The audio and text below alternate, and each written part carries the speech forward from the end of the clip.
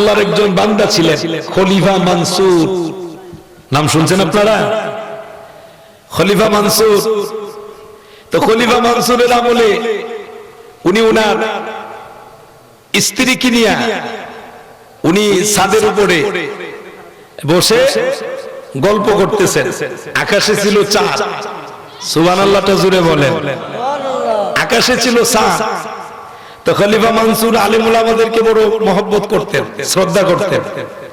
তো উনি ছাদের উপরে গেছেন। যাওয়ার পরে কেউ বলছেন খলিফা মানসুরের কথা, কেউ বলছেন বাদশাহ হারুনুর রশিদের কথা। তো এখন উনি যখন ছাদের উপরে, তো ওখানে গিয়ে গল্প গুজব করতেছেন।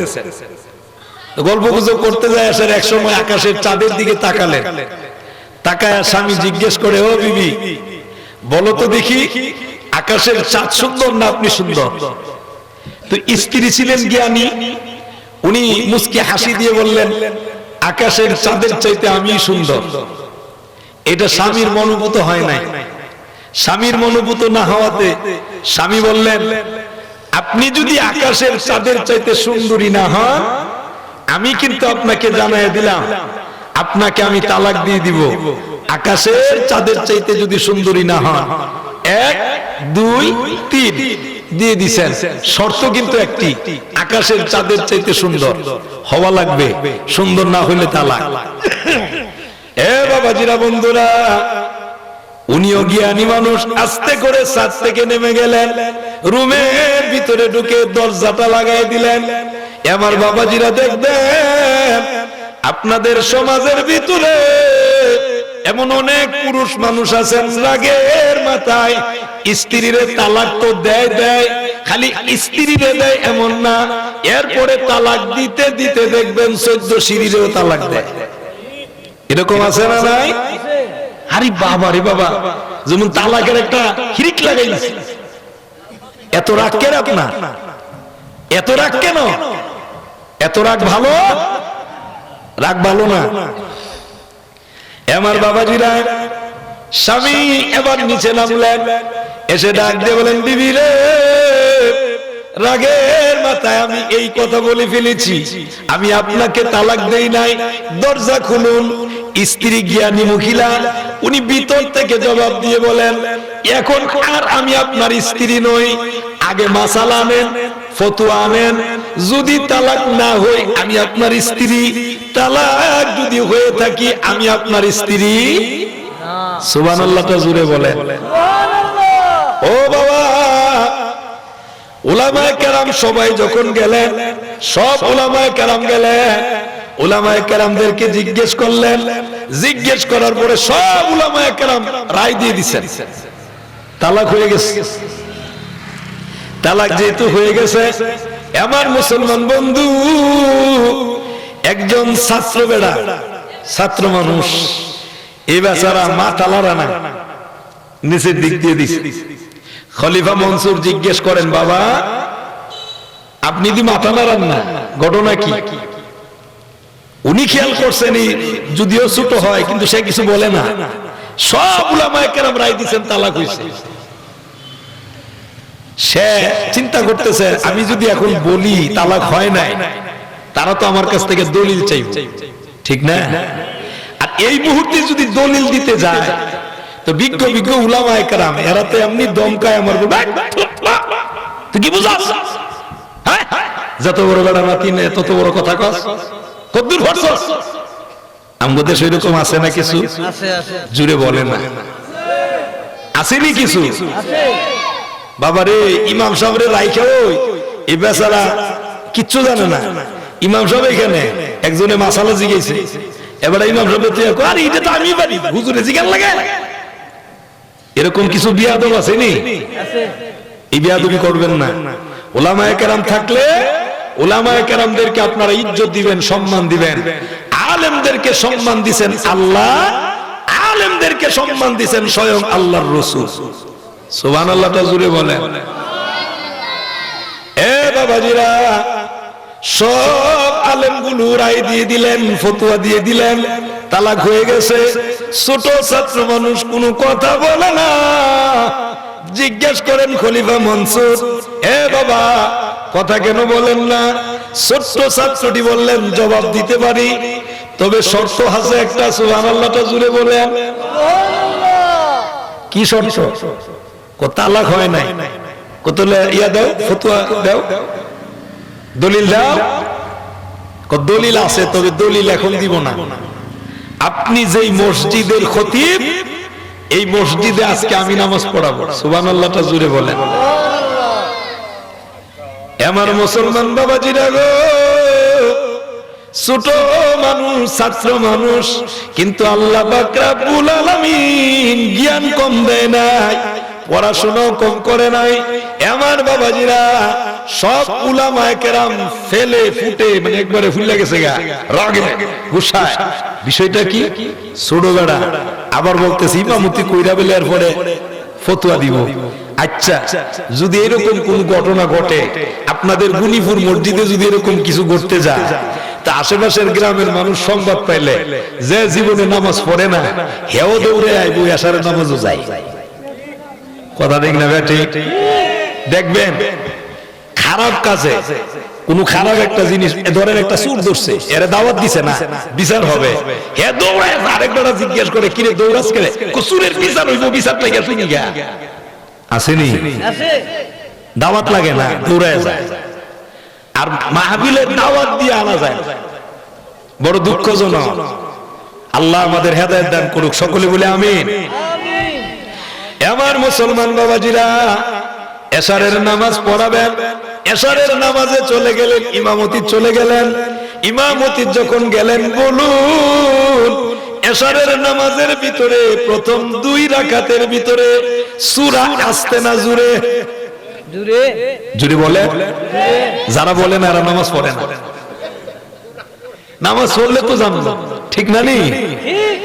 আমার বাবাজিরা, বন্ধুরা আমার, জুড়ে যেহেতু তেলাওয়াত করা লাগে, প্রথম রাকাত শেষ করলেন, দ্বিতীয় রাকাতে সূরাতুল 3 পড়তেছেন।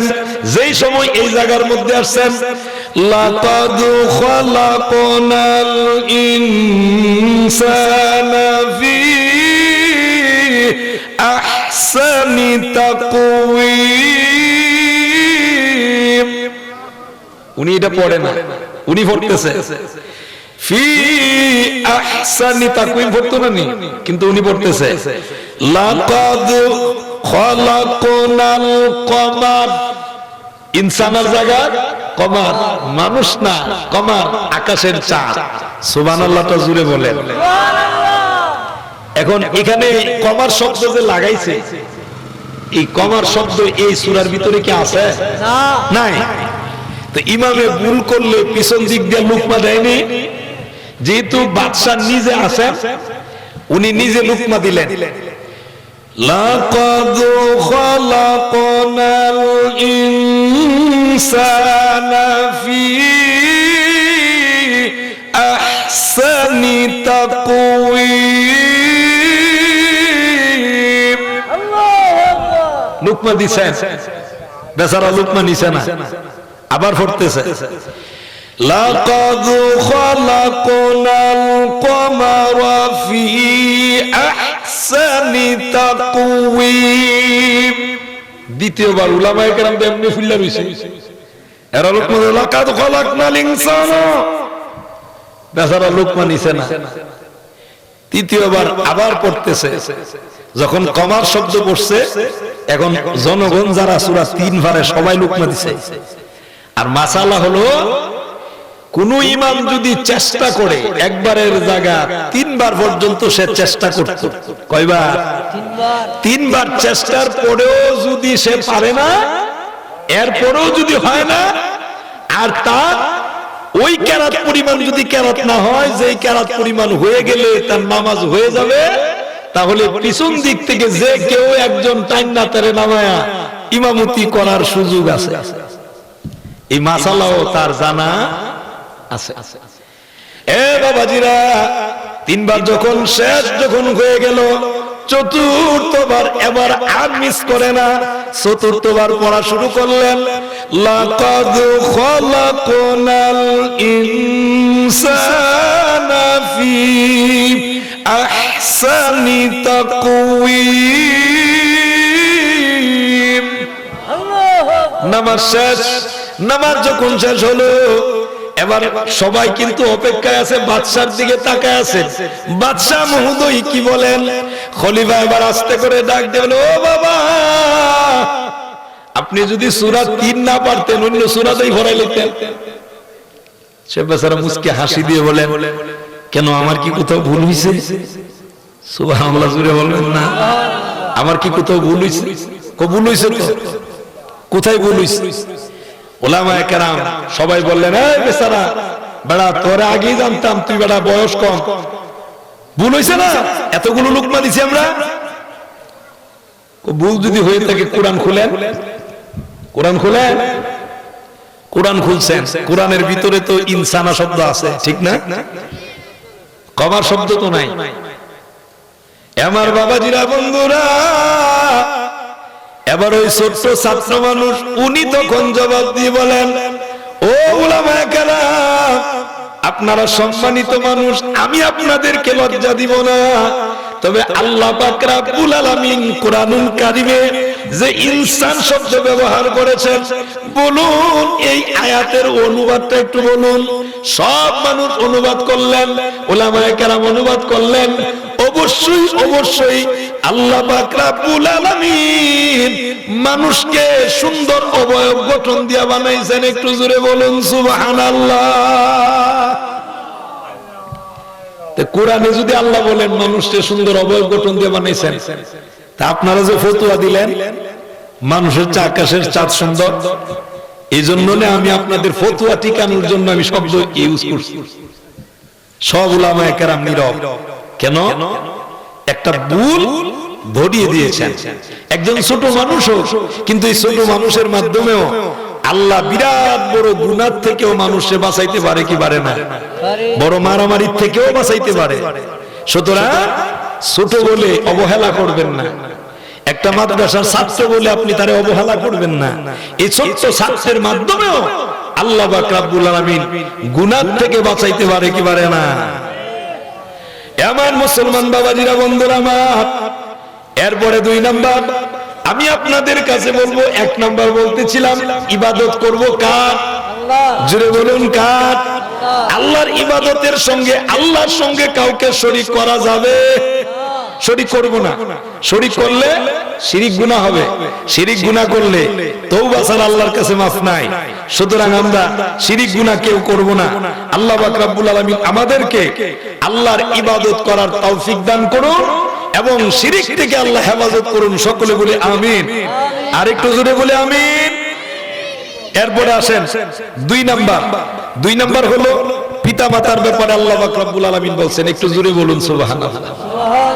পিতামাতার ব্যাপারে আমি পুরো আলোচনা যদি করি, শুধু আল্লাহর ইবাদত নিয়ে যদি কথা বলি, তো রাত পার হয়ে যাবে, শেষ হবে না। শেষ করার মতো জ্ঞান আল্লাহ আমারে দিছেও না। এরকম আমি না, আমার চাইতে যারা বিজ্ঞ উলামায়ে কেরাম, সকল উলামায়ে কেরামও যদি চেষ্টা করে আল্লাহর পরিচয়, আল্লাহর গুণকীর্তন প্রকাশ করতে করতে জীবন শেষ হবে, আল্লাহর পরিচয় ওই শেষ হবে। সুবহানাল্লাহটা জোরে বলেন, আরো জোরে বলেন আল্লাহু আকবার।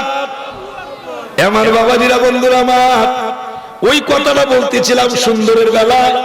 জান্নাতের ভিতরে যে সুন্দরী রমণী দিবেন, এই সুন্দরী নারীরা কেমন সুন্দরী হবে গো!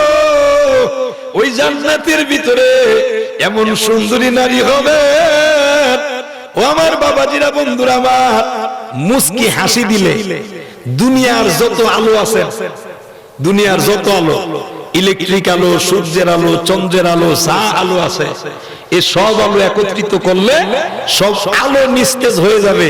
কিন্তু আল্লাহ ওই জান্নাতের ভিতরে যে হুরপুরি সাজায় রাখছেন, একটা হুরপুরি মুস্কি হাসি দিলে এমন সুন্দর তাদের দাঁত, একটু জোরে বলুন সুবহানাল্লাহ।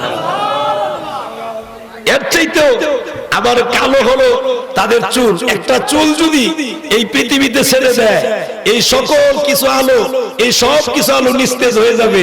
তাদের একটা চুলের একটা চুল যদি খালি পৃথিবীতে ছেড়ে দেয়, সুবহানাল্লাহটা জোরে বলে। তাদের থুতুটা কি পরিমাণ মিষ্টি। একটু থুতু যদি আটলান্টিক মহাসাগরে ছেড়ে দিত, একটু থুতু ছেড়ে দিলে গোটা আটলান্টিক মহাসাগরের পানিটা মেশকে আম্বরের চাইতে সুঘ্রাণ হয়ে যাবে। এমন সুন্দরী নারী আল্লাহ পাক রব্বুল আলামিন রাখছেন জান্নাতের ভিতরে জান্নাতীদের জন্য, তাও আবার সর্বনিম্ন 70 জন। সুবহানাল্লাহটা জুড়ে বলেন। দুনিয়াতে এমন অনেক মানুষ আছে মনটা চায় এরে যদি 4টা বিয়া করতাম রে, এরকম আছে না? যদি 4টা বউ থাকতো আমার, তাহলে 4টা বউ কত সুন্দর সেবা যত্ন করতো, এরকম মনের মধ্যে অনেকের জাগে। কিন্তু দুনিয়াতে পারে না, হয় তার শাস্তে মানে না, না হয় তার ধন সম্পদ নাই, সামাজিকতার বন্ধনে সে পারে না। কিন্তু জান্নাতের ভিতরে আল্লাহ পাক রব্বুল আলামিন এক একজন নিম্ন জান্নাতীর জন্য 70 জন নিম্নে হুরহুরি দিবেন। একটু জোরে বলুন সুবহানাল্লাহ। তাও এরা জিন্দেগিতে কোনোদিন রাগ করবে না, গুসা করবে না। এরা আপনাদের গান শোনাবে। কিসের গান? জান্নাতের ভিতরে যে গান। এরা বলবে জীবনে কোনোদিন আপনাদেরকে ছেড়ে আমরা কোথাও যাব, আপনারা যেমনে খুশি আমরা তেমনি খুশি। একটু জোরে বলুন সুবহানাল্লাহ। আল্লাহ আমাদেরকে কবুল করুন, সকলে বলে আমিন। 2 নাম্বার মা বাবার ব্যাপারে।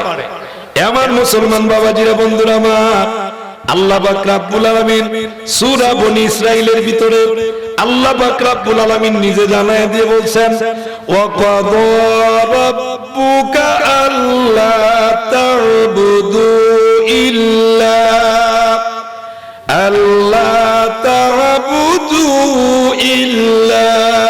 ইয়্যাহু ওয়া বিল ওয়ালিদাইনি ইহসানা।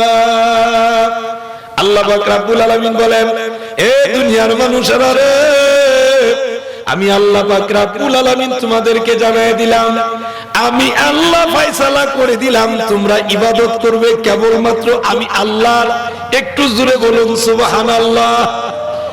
2 নাম্বার, তোমরা মা বাবার সঙ্গে ভালো ব্যবহার করবা, মা বাবার সাথে ভালো ব্যবহার করবা। বলুন, আমি যদি আপনাদেরকে জিজ্ঞেস করি এই পৃথিবীতে আসার মাধ্যম আমার আপনার জন্য কে? একটু আওয়াজ দেন। মা বাবা। মা বাবার মাধ্যমে আল্লাহ পাক রব্বুল আলামিন আপনাকে আমাকে এই পৃথিবীতে পাঠাইছেন। সুবহানাল্লাহটা জোরে বলেন। এই পৃথিবীতে পাঠাইছেন আল্লাহ মা বাবার মাধ্যমে। এই মা বাবার প্রতি কি পরিমাণ দয়া করা দরকার আল্লাহ এরপরে আরো বলছেন, ইম্মা ইয়াবলুগান্না ইনদাকাল কিবারা আহাদুহুমা আও কিলাহুমা ফালা তাকুল লাহুমা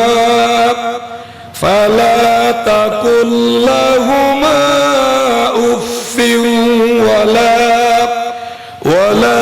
তানহারহুমা ওয়া কুল লাহুমা কাওলান কারীমা। একটু জোরে বলুন আল্লাহু আকবার। আল্লাহ রাব্বুল আলামিন বলেন, যখন তোমাদের সামনে মা বাবা বৃদ্ধ হয়ে যায়, বুড়া হয়ে যায়, মা বাবা অনেক সময় বৃদ্ধ হয় না, 2 জন অথবা 2 জন থেকে কোনো একজন, এই 2 জন বা কোনো একজন যখন তোমাদের সামনে বৃদ্ধ হয়ে যায়, বৃদ্ধ অবস্থায় উপনীত হয়, বিশেষ করে ওই সময় তোমরা তোমাদের মা বাবার সেবা যত্ন করবে এবং মা বাবার সাথে দমকের সুরে কথা বলবে। এমন কথাও বলবে না যেই কথা বললে মা বাবা কষ্ট পায়, বলে উফ। এই উফ শব্দ যদি বলে আপনার আমার জীবন শেষ। কথা বলেন ঠিক না বে ঠিক? আল্লাহ পাক রব্বুল আলামিন নিষেধ করে দিলেন। এরপর আল্লাহ বলছেন, তোমরা দমক দিও না, মা বাবাকে দমক দিও না। মা বাবার সাথে কেমন কথা বলা লাগবে? নরম নরম মায়াবী কথা বলা লাগবে। আমারে জিজ্ঞেস করেন, আম্মু আপনার শরীরটা কেমন আছে? আপনি যদি আম্মু বইলা ডাকটা দেন, আচ্ছা বলুন তো দেখি, মা সন্তান যদি মারে আম্মু বইলা ডাকটা দেয়, মা বইলা ডাক দেয়, সুন্দর করে কথা বলে মুস্কি হাসি দিয়া, মা এতটাই খুশি হয়, আপনি মারে 5 তলা বিল্ডিং দিলেও এতটা খুশি হবে? কথা বলে এতটা খুশি হবে না। আল্লাহ পাক রব্বুল আলামিন এজন্য বলে দিয়েছেন, মা বাবার সাথে সুন্দর কথা বলেন, নরম কথা বলেন, কাউলান কারীমা, নরম নরম কথা বলবেন, ভালো কথা বলবেন। আল্লাহ পাক রব্বুল আলামিন মা বাবার সাথে ভালো কথা বলার তৌফিক দান করুন। সকলে বলি আমিন। আরো জোরে বলি আমিন। এ বাবাজিরা, বন্ধুরা আমার, আমি আপনাদেরকে একটি কথা শোনাই। ও মুসলমান বাবাজিরা গো, আপনারা অনেকেই শুনে থাকবেন, মা বাবার দুয়ার বদৌলতে আল্লাহর ওলি হওয়া যায়, মা বাবার বদ দুয়ার কারণে জাহান্নামেও যাওয়া যায়। ঠিক কি না? এজন্য রাসূল বলেন, হুমা জান্নাতুকা হুমা নারুকা, তোমার মা বাবা তোমার জন্য জান্নাত, তোমার মা বাবা তোমার জন্য জাহান্নাম। তুমি চাইলেই জান্নাত কিনতে পারো, চাইলেই তুমি জাহান্নামও কিনতে পারো। কথা বলেন ঠিক না ঠিক?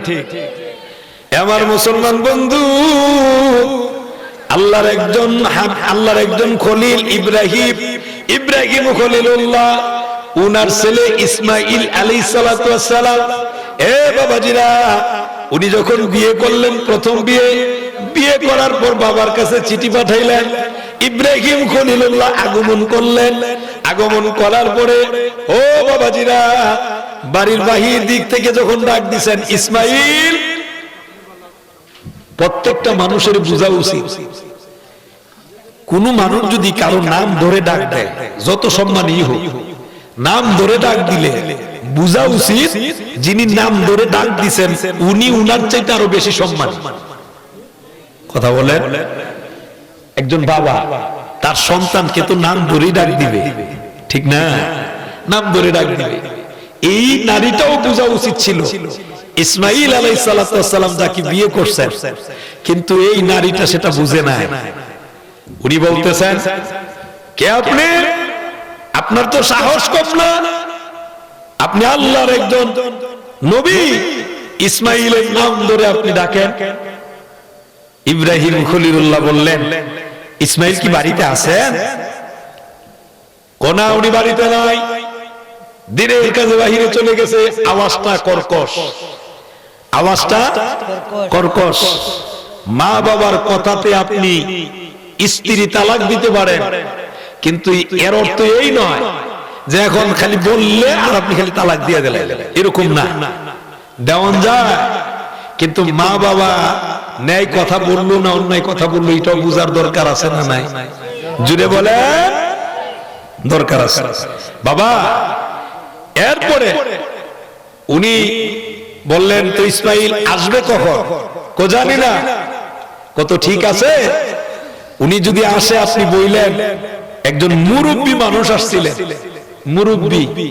মুরব্বী বললেই উনি বুঝবেন কে আসছে। সুবহানাল্লাহ তো জোরে বলবেন না? কে আসছে এটা উনি বুঝবেন। উনার এই কথা বলবেন, উনি আমাকে একটা নসিহত করে গেছেন। কি নসিহত? যে নসিহত হলো, উনি আসলে আপনি বললেন উনার বাড়ি ঘরের সব কিছুই ঠিক আছে, ভালো আছে, কিন্তু উনার ঘরের চৌকাটটা ভালো না। সুবহানাল্লাহটা জুড়ে বলেন। চৌকাটটা যে কি এটাই নারী বুঝছে না, কিন্তু যাদের নসিহত করে গেছেন ইসমাঈল আলাইহিস সালাতু ওয়াস সালাম, উনি ঠিকই বুঝবেন, ঠিক না? উনি ঠিকই বুঝবেন। নবীদের কথা নবীরা বুঝেন। বাবাজিরা, কিছুদিন পরে উনি যখন আসলেন, সফর থেকে আসলেন, বাড়িতে আসার পরে জিজ্ঞেস করতেছেন, কয়েকজন মুরব্বী আসছিলেন। ইসমাঈল আলাইহিস সালাতু ওয়াস সালাম বুঝতে পারছেন, মুরব্বী বলতে তো আমার আব্বা জান আসছেন, আমি চিঠি পাঠাইছিলাম, আপনি কি তার সেবা টেবা করছেন? কোনা, আমি তো আপনার নাম ধরে ডাক দেওয়ার কারণে আমি আরো তাকে এই কথাগুলো বলছি। উনি কি বলছেন? উনি বলছেন আপনার বাড়ি ঘরের সবকিছু ঠিক আছে, কিন্তু আপনার ঘরের চৌকাটটা ভালো না।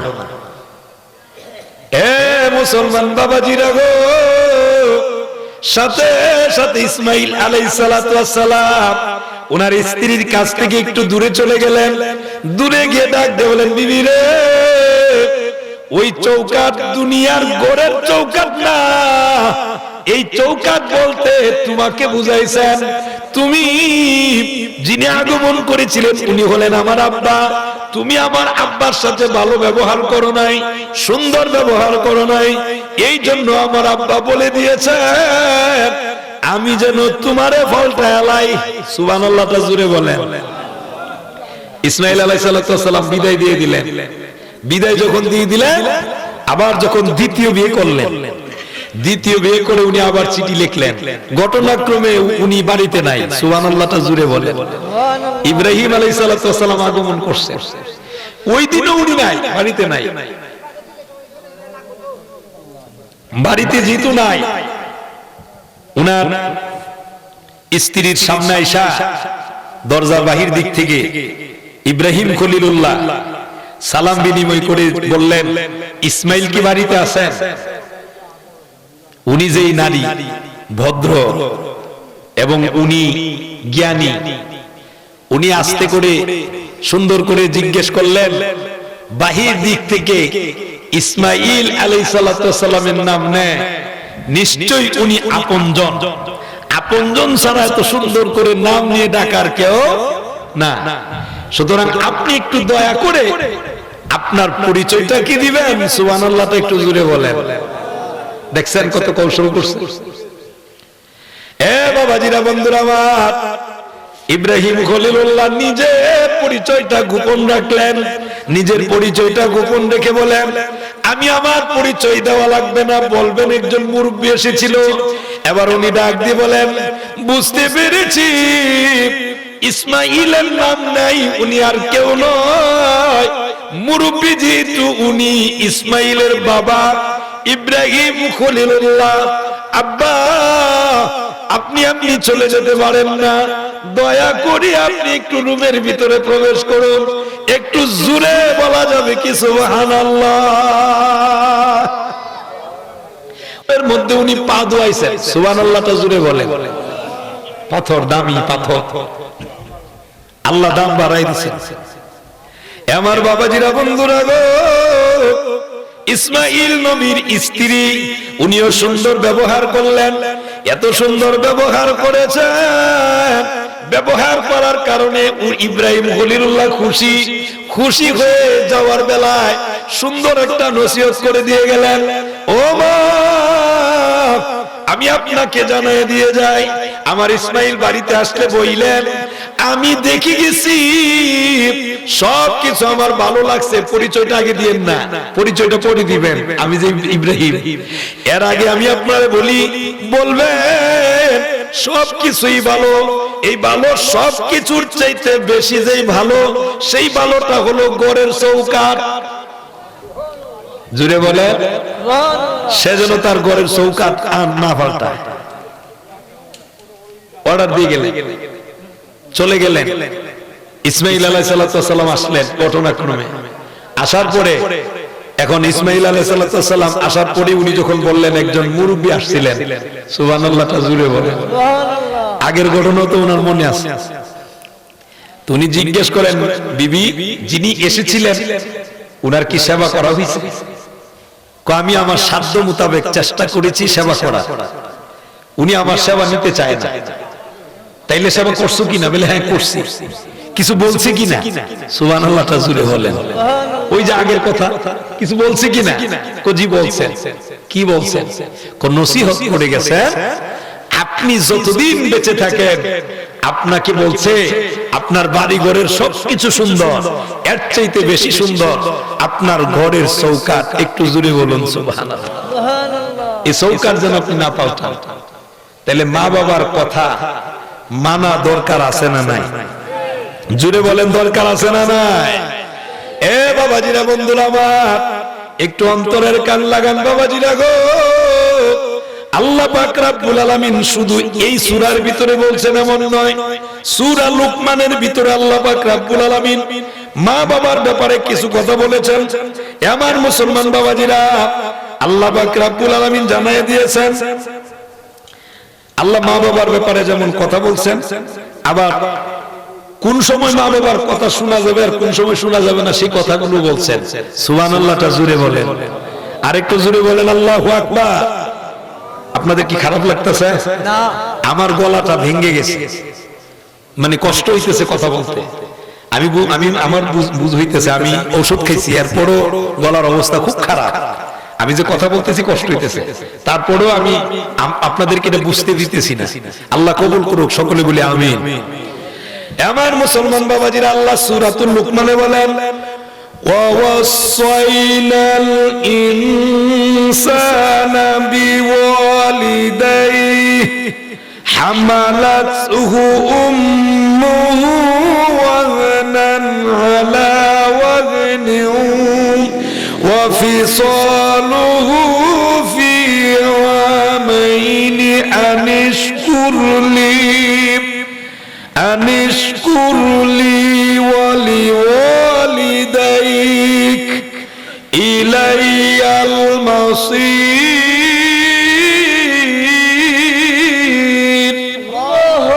হে মুসলমান বাবাজিরা, আল্লাহ পাক রব্বুল আলামিন জানায় দিয়ে বলেন, আমি তোমাদেরকে আদেশ দিলাম মাতা পিতার সাথে সুন্দর ব্যবহার করবে, ভালো ব্যবহার করবা। শুধু ভালো ব্যবহার করবে এতটুকুই বলে শেষ করে নাই। আল্লাহ এরপরে বলছেন, তোমার মা তোমার জন্য কষ্টের পরে কষ্ট করছেন। সুবহানাল্লাহটা জুড়ে বলে, কি পরিমাণ কষ্ট করছেন আল্লাহ নিজে বলছেন। 3 জায়গায় কষ্ট করছেন। এক জায়গায় তোমার মা হামালাতহু উম্মুহু, তোমাকে তোমার মা তার পেটের ভিতরে রাখছেন। সুবহানাল্লাহটা জুড়ে বলেন। এই জায়গায় আমরা যারা আসি নাই, আমরা প্রত্যেকেই মায়ের পেটের ভিতরে ছিলাম কি ছিলাম না? জুড়ে বলেন, ছিলাম কি ছিলাম না? ছিলাম। এ বাবাজিরা, ওই মায়ের পেটের ভিতরে যখন ছিলাম, আল্লাহ পাক রব্বুল আলামিন বলেন, 1 নাম্বার কষ্ট তোমার মা তোমাকে তোমার মায়ের পেটের ভিতরে রেখেছেন। একদিন আর 2 দিন নয়, কতদিন? ও বাবা মুসলমান, কোন মা 9 মাস, কোন মা 9.5 মাস, কোন মা 10 মাস, কোন মাস 10 মাস 10 দিন, এইভাবেই মা তার পেটের ভিতরে সন্তান রেখেছেন। এই সন্তান পেটের ভিতরে থাকাকালীন বলুন, এমন অনেক মা দরুদি দুনিয়া থেকে বিদায় হয়ে গেছেন। কথা বলেন ঠিক না বেঠিক? অনেক মা সন্তান পেটের ভিতরে থাকা অবস্থায় মা দুনিয়া থেকে বিদায় চলে গেছে। আবার এমন অনেক মা, যেই মা সন্তান পেটের ভিতরে প্রসব করলেন, প্রসব করার পরে মা দুনিয়া থেকে বিদায়। প্রসব ব্যথার যন্ত্রণা, এত কষ্ট, আল্লাহ পাক রব্বুল আলামিন সেই কথা বলে দিয়েছেন। এ মুসলমান বাবাজিরা, কষ্টের পরে কষ্ট, এরপরে দুনিয়াতে আসার পরে মা সন্তানদের দুধ পান করাইছেন। কথা বলেন ঠিক না বেঠিক? দুধ পান করাইছেন। মা মেথরগিরি করছেন, সন্তানের পায়খানা পরিষ্কার করছেন। মা যেই কষ্টগুলো করছেন, আপনি আপনার গায়ের চামড়া কাইটা দিয়া জুতা বানায়া দিলেও মায়ের 1 ফুটা দুধের দাম হবে না। সুবহানাল্লাহ বলতেন না? আরো জোরে বলতেন না সুবহানাল্লাহ? আমরা একজন আল্লাহর ওলির নাম জানি, যেই ওলির নাম জানি, যিনি আল্লাহর রাসূলের বড় আশিক ছিলেন। সুবহানাল্লাহটা জোরে বলেন। আল্লাহর রাসূলের আশিক ছিলেন, কিন্তু আল্লাহর রাসূলের সাথে উনি সাক্ষাৎ পায় নাই। ওয়াইস আল কুরনি, এই ওয়াইস আল কুরনি, উনি আল্লাহর রাসূলের সাথে সাক্ষাৎ হয় নাই। কেন সাক্ষাৎ হয় না জানেন? শুধুমাত্র মায়ের কারণে। সুবহানাল্লাহটা জোরে বলেন। মা ছিলেন বৃদ্ধা, মার সেবা করতেন, মার কাছ থেকে অনুমতি নিছেন আল্লাহর রাসূলের সাথে সাক্ষাৎ করতে যাব। মা অনুমতি দিবেন, বলে দিবেন সময় মতো চলে আসবা। উনি গেছেন, চলে গেছেন, রাসূলুল্লাহর কদমে গেছেন ঠিক, কিন্তু আল্লাহর রাসূলকে গিয়া পায় নাই। আমার আল্লাহও কি প্রেমের খেলা খেলাইছেন। সুবহানাল্লাহটা কয় না? আরো জোরে কন্যা সুবহানাল্লাহ। আমার বাবাজিরা, ওয়াইসাল করুনি, উনি যখন রাসূলুল্লাহর কদমে চলে গেলেন, রাসূলুল্লাহর কদম মুবারকে যাওয়ার পরে আল্লাহর নবী যখন ফেরত আসলেন, সফর থেকে ফেরত আসলেন, আসার সাথে সাথে একটা নাকের মধ্যে গ্রাম লাগছে। সুবহানাল্লাহটা জোরে বলেন, একটা নারায়ে দেন, নারায়ে তাকবীর, আল্লাহু আকবার, নারায়ে রিসালাত, আহলে সুন্নাত ওয়াল জামাত, প্রধান বক্তার আগমন। আমরা খুশি না বেজার? খুশি নি? খুশি যদি হন, গত বছর আপনাদের এখানে আসছে, ঠিক না ভাই? ঠিক। তো গত বছর আসার কারণে আপনারা ভালোবেসে আবার দাওয়াত দিছেন। ইনশাআল্লাহ সুন্দর আলোচনা করবেন। যেহেতু স্টেজে উলামায়ে কেরাম আসেন, আমি অন্তত পক্ষে আলোচনা বাড়াই না, যে জায়গায় আছে এই জায়গায় রেখে দিলাম। আল্লাহ পাক রব্বুল আলামিন কবুল করুন, সকলে বলি আমিন। আমি শেষ বেলায় আপনাদেরকে অনুরোধ করব, একটা পয়েন্টের উপরে যদি কথা বলতে হয় অনেকগুলো কথা আছে, একটা একটা করে বলতে গেলে অনেক লম্বা সময়ের দরকার, ঠিক না ভাই? ঠিক। আমি বাকি কথাগুলোর ভিতরে যেতে পারি নাই।